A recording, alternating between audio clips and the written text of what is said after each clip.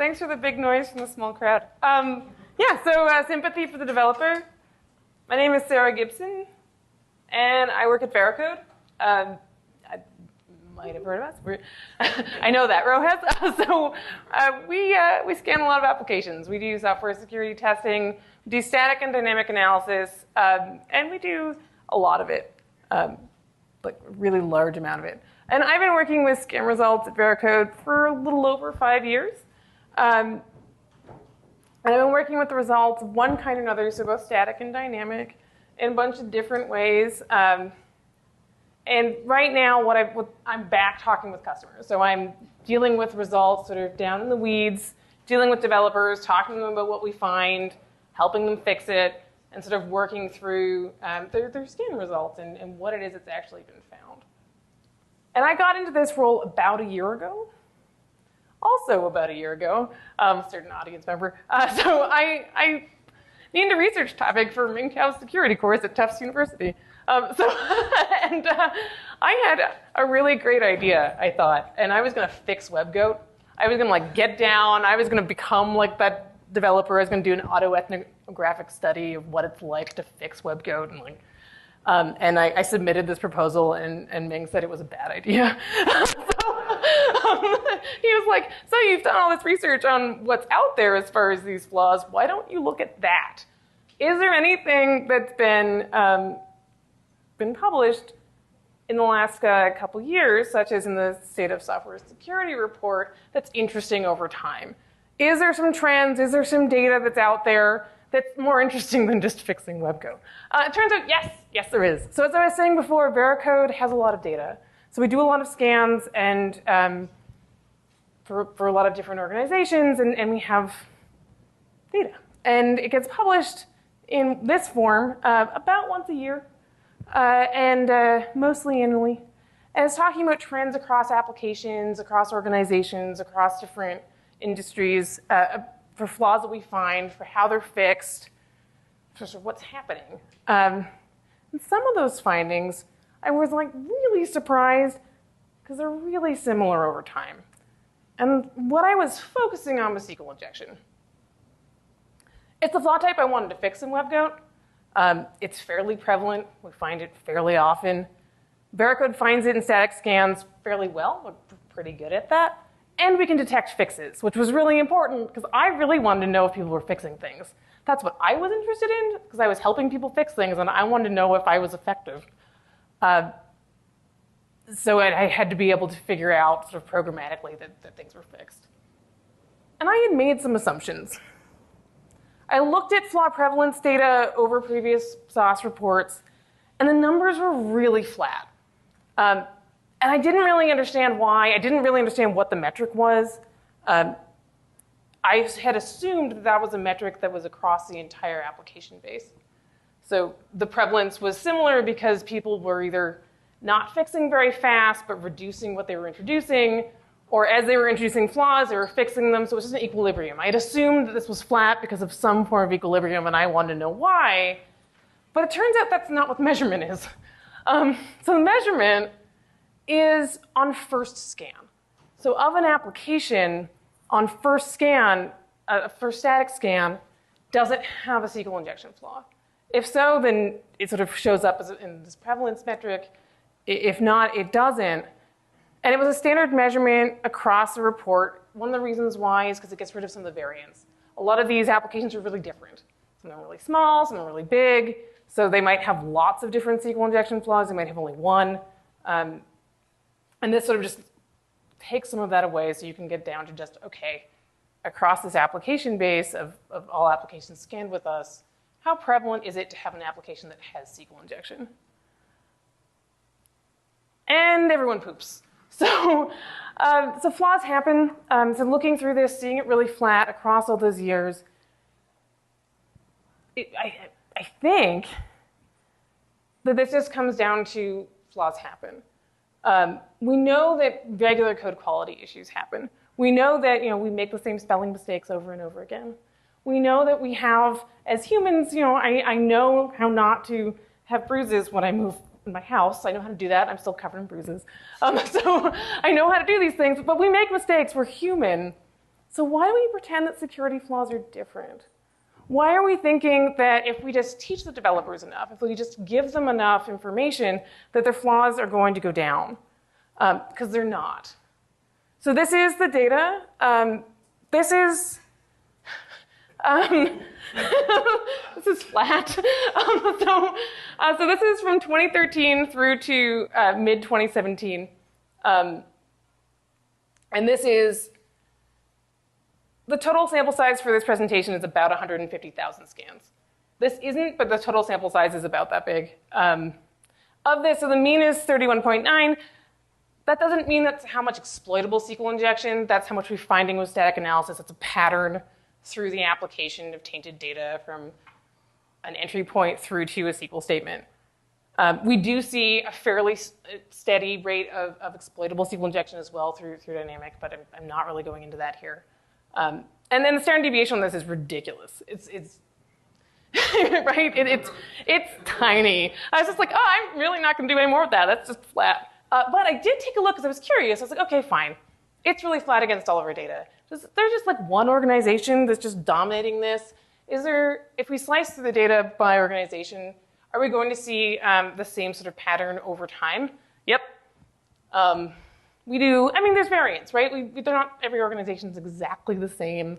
So this, pardon me, my husband thinks they stopped using SQL. So I didn't check. This was randomly selected in blind. I don't know what accounts they are. They are fairly large accounts, or larger. There are over 100 applications with us since 2013. And 30% is right around here. So you can see that it's pretty clustered. It's also flat. And within these organizations, it's also fairly flat over time. So across these different organizations of different industries and different sizes, because above 100, but there's variance there in how many scans there are. We're still seeing that same pattern, which is, I thought was kind of cool, actually. Okay, so we find SQL injection. We find it about the same rate. Organizations don't seem to get better over time. Some get worse at introducing it, right, on first scan. So it's not that they never get better, because they do. They get better once they have that data in hand. So fixed rate by application, so this is similar measurement to before. So this is looking at, but a smaller sample size. One of the things that we do is we'll scan applications of different, we'll say this is a bucket of an application. You can scan whatever you want in it. The hope is you're scanning the same application over and over again. So I'm sort of controlling for application size to try and control for that. But we're seeing that after 3 scans of the similar application size, all fixed 23%. That's pretty great. Some fixed 21. No change. Okay, 30. That's not good. An increase in 26%. So they kept going. They were like, let's go. I just assume that everyone's actually, as they're developing, introducing more flaws. I suspect that what's happening is that that might be automated scanning. That might be something where they're just not fixing them. And this is looking at individual flaws. So this is the individual flaw fix rate is about 48%. So of a flaw introduced on that first scan, it's about a 48% of them were fixed by the 3rd scan. But on the 2nd scan, more flaws were introduced. And they also have a fix rate and so on. So it does go down. It's not going up. We are seeing a decrease over time in flaws in applications. But it's not that full 48%. An individual flaw that much, but in full applications, because as developers go, there's more flaws being introduced. It's a slower slope. So good news, but maybe not perfect. Something else that seemed kind of cool, and I'm ripping through this, so I apologize. But we have a feature that came out. Actually, you can see when it came out. So this is the same data we saw before, but a little different. So this orange line is all of the scans again. And I apologize if that's a little blurry. But the blue line is not all the scans. The blue line is policy only. So we introduced a feature called Sandbox, which allows developers to play. It allows for consequence-free scanning that doesn't go to the development team. To the security team. The security team can look if they want to, but it doesn't get pushed up to their level of alertness right away. So the security team doesn't, if you have flaws, there's no consequences. We've seen an increase, so we introduced it in 2014. We had more customers in 2015. In 2016, it became generally available. And in 2017, we're seeing, because it's a many-to-one relationship, we're seeing 90% of first scans in sandboxes. So you have you've got several developers working on a project. They can all have their own sandbox, all scanning, all checking for their own code, checking for their own flaws, fixing as they go. So by the time it comes to policy, that's now only 26% instead of 32%. So I thought that was kind of neat. And also this idea that, developers are fixing flaws. So it's not just, yeah, we see the flaws, we see that flat, we see that introduction rate. Sometimes if you're seeing that over and over again, there's this idea of, well, developers don't care. They obviously just keep introducing flaws. They're not learning. Why is this happening? Well, they are, and but they're not learning on the introduction side, right? So it's not that flaws are being introduced at a different rate. But we can see that if you're giving them the ability to fix them, if we're giving them the tools to be able to play and learn, they'll fix flaws. They'll go through it and do it. Around the time I was preparing this, there also was a study that came out on general code quality, which I thought was kind of cool. This was a survey by O'Reilly and the Software Improvement Group. The survey questions asked about the use of general code quality tools. So it wasn't necessarily specific to security. It was general code quality, which I think is important to see how we relate, how we fit into that landscape. And it asked about if people use them. And then of those people who used code quality tools, it asked questions about rate of fix. And in that, about 32% of respondents reported fixing 80% or more of issues found using code quality tools. Well, we saw the 23% all fix. It turns out of that sample, 34% had 80% or more.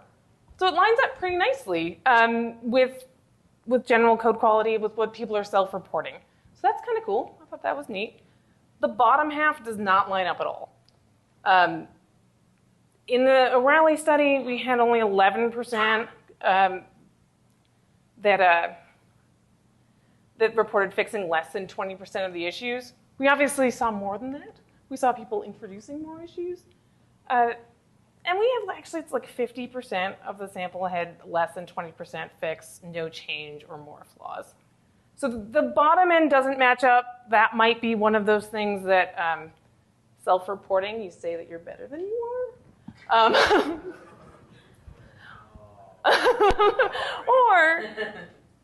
Or it's possible that security has a higher barrier to entry, and that this is actually where we start to see that we do have some room for education and for help, and for being able to get in there and make a difference.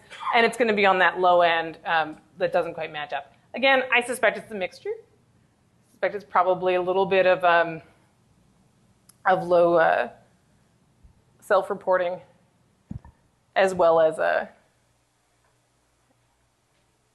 just the fact that these flaws can be tricky. Like when you get these SQL injection, they're not always straightforward. Sometimes it's just, okay, make a prepared statement.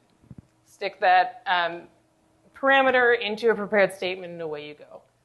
Sometimes it's more complicated than that. Sometimes the data is coming from mixed sources and you really just care about where it's coming from and you want to make sure it goes against a whitelist or what have you. And depending on how it's set up and what the design is. So that I'm not sure at that point where the difference is there, but it might be a combination. Great. And so I was saying, does anything affect fix rates? So this isn't directly from the data I was looking at here. This is from the State of Software Security. And we did see that there were two things that we track. One is what I do, the remediation coaching. So that's having a helpful hand, somebody in the security team who sort of understands what's going on, who's familiar with code and can get in there and help people understand what the flaw is, why it's being reported, why you should care about it, and then what you can do about it. It's that full range. It's not just, here's how to fix it. It's also, hey, why do you care about this? Where does that data really come from? And then the other part was e-learning subscription. So an account that had e-learning also had a faster rate of fix. So that was just having some information. We were using that as a proxy for some information with security, and having some developer knowledge of what security flaws are and how to fix them. And it's like we're helping. So, so it does look like we're making a difference. So we're seeing that flaws get introduced sort of no matter what. But when we're giving that information to developers, they're fixing them. Again, maybe not as fast as we want, but they're fixing them. And when they have that access to those consequence-free scans, again, to that sandbox, we're seeing that they're getting to them before security even really steps in. So they're able to sort of do a lot of self-help and then be able to then bring the really hard parts to security, where we can work in conjunction with them to allow everybody to be successful. So we can have that collaborative relationship. We can not be necessarily just gatekeepers, but also people there to help push things forward.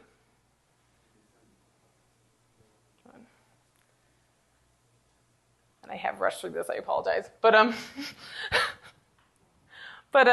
So that means I have more room for questions. But so we just want to have some sympathy. Flaws happen. You know, these are not just flaws because the developer doesn't care, or they're not showing up because your developers are special. This is normal. And really where the difference is going to be in the fixing and not in the finding. You're going to find flaws. This isn't something that should be punished over. It's something that should work collaboratively together to try and get better. And because devs will work to fix findings, and they'll do even better when you help out. And then just if you look for flaws, I think that's the big one. The other part from the O'Reilly study that actually came out, not in that paper, but in another article, was that only 25% of organizations were reporting running static analysis at all. Which means that a lot of people are not looking sufficiently, and people were self-reporting that they didn't feel that they were doing enough to even look. Well, we know the flaws are there. We know that if they're found and you have the information and tools to fix them, that they get fixed. So it'd be really cool if people were to look for them. Just saying. Yeah, and I apologize, that was really fast. But I'd love questions. Yeah, oh, and there's going to be a microphone.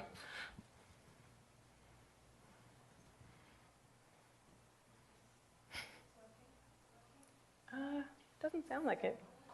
Does the other, can we just be like really bad with the lavalier?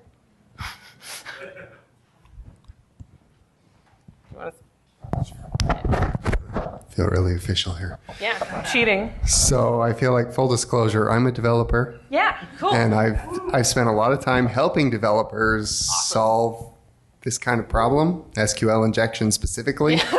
And I'm honestly a little astounded at how low 30% is. So and I'm curious whether you have. There's a secret to that. That is not. That's not. No, it's higher. That's not just applications. I think that's astoundingly low. I think it's way higher. Yeah, you're probably right. This is across all of our application base, not just applications that use SQL. Yeah, got double mic action. Yeah, so it probably is higher.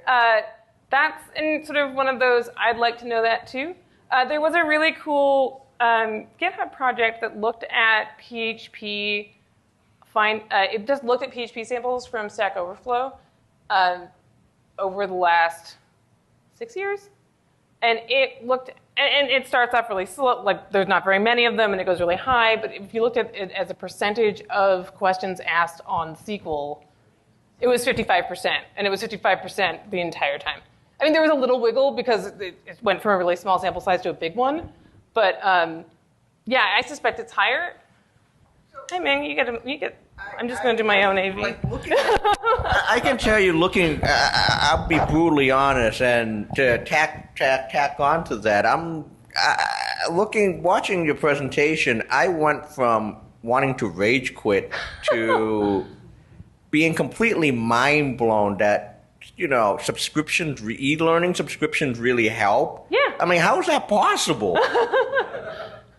I mean, there's been stuff about this stuff, about SQL injection out there for years, and it made that big of a difference. I'm like, but again, it's not on the introduction rate, and Tim probably has more information on this because he's the one who authored that study. But conveniently in the room. But I'm probably screwing up the TV thing. But not a question, but a response. One of the things that we learned as we started to do the studies that Sarah's citing here is that there's a lot of different things that organizations that are actually serious about educating developers and fixing vulnerabilities can do to make things better. And e-learning, actually offering developers like formal training, even if it's CBT, is one of them. But that also may be a proxy for other things that they're doing, like putting it in developers' goals, or or something else like that. So, one of the cautions that we always have about the data in studies like this is we're measuring what we can measure. We can't actually measure that. Bank XYZ has their developers' gold on application security because we don't see that data, right? But yeah, I love that X-ray vision. But yeah. Oh, I think in the yeah, I'm still mic'd. There was just an extra one on the podium, and I decided it was. Oh wow, it's loud. Did you ever break this down by language? Because I'm thinking for instance, .NET, like the MVC, they've kind of mitigated some of that, some of the problems you can have with SQL injection. Yeah. So I talked to, so again, I kind of live in this data, right? And about a large number of the what I try to is .MVC, and sometimes it's using old parts of the framework and still using legacy systems, and sometimes it's just getting around the things that are there to try and protect you. So maybe the language data we have, at least that I had access to, I didn't completely trust, because this is coming from our database. So it's being pulled out of our customer scan information, and sometimes some of those flags, the way that they're recorded is a little, because you can scan multiple languages in one scan, and that flag, when I pull it out, it only has one language, so I know it's not perfect. And so I didn't want to do that divide just in case it wasn't right. So, but yeah, I know that there is variance by language. I don't exactly know which direction, but .NET I don't think was beautiful and perfect.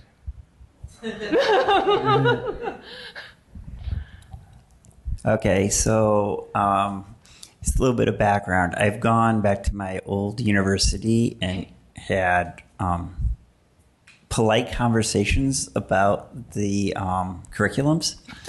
And yeah. I would say that one thing that you should do if you continue with this is break it down by when the new hires from universities come in, and see if you see spikes that last. Because quite honestly, people say in this room, oh, SQL injection's been around for years. Yes, but the people coming on board don't know that. This is the first time they've even heard of the concept of SQL injection. Oftentimes, this job is the first job they've even heard of databases. You're looking for this chair to Right, so this is hilarious. Yeah. It's you're the other author of that study. So my other rage, well, not rage point, it's just one of those things I've come to the point of my life of polite resignation, because it's a whole lot better on the heart, is that so oftentimes you see yet a new framework come out that talks about how easy it is to create applications. And the security part of that framework is non-existent or shows up later as an optional package. Right. So, and I think that would be interesting if you could slice your data like on, does this application have those libraries that represent security on and enabled, and see what happens to those numbers. That would also be awesome, but it turns out that's really hard through this data set, if not impossible. But right now, maybe eventually. I actually have a question I have a question for this gentleman here. So if you wouldn't mind if I ask, so you're doing development right now. So it's a very simple question. How did you learn like things like SQL injection and cross-site scripting and all the application security stuff? If you wouldn't mind if I ask. Yeah, not at all. For me, it was just personal interest. I'm kind of overly pedantic, and so SQL injection is one of those places where it pays off to be overly pedantic. And so it was something that I was always interested in and wanted to talk anyone's ear off at college. So I'm not a good case study for that. I had a hard time getting anyone interested in actually solving the problem. And the ones that did get interested, I think probably hit that 30% mark more often. The 30% mark, I would say, was for the people that were interested. Just feel like this is going somewhere. Any other questions? Okay, thank you very much. Thanks, everyone. Thank you.